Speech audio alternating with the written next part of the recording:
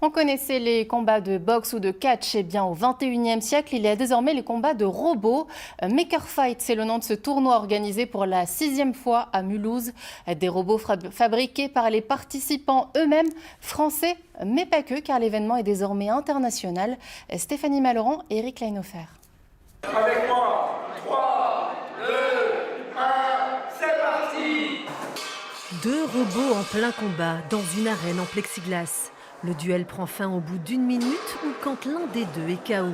Ce tournoi mulhousien a rassemblé 24 robots.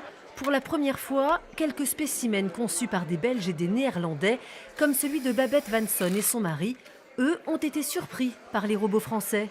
Ils sont beaucoup plus dangereux qu'on croyait. Absolument. Pourquoi ? Leurs armes sont un peu différentes de ce qu'on a utilisé en Pays-Bas et en Angleterre et en Allemagne. C'est une toute petite différence et ça c'est vraiment important. Pour l'organisateur de l'événement, cette ouverture vers l'international est une aubaine.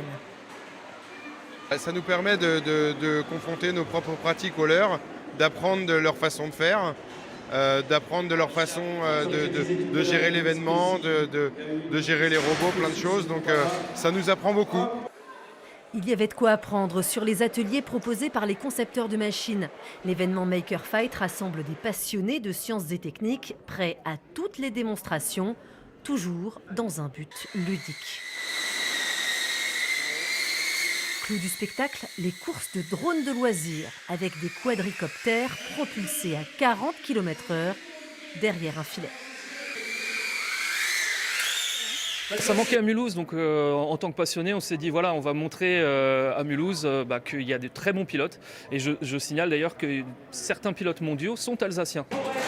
Cette 6e édition de Maker Fight a donné à voir au public l'évolution constante des technosports et de leurs athlètes.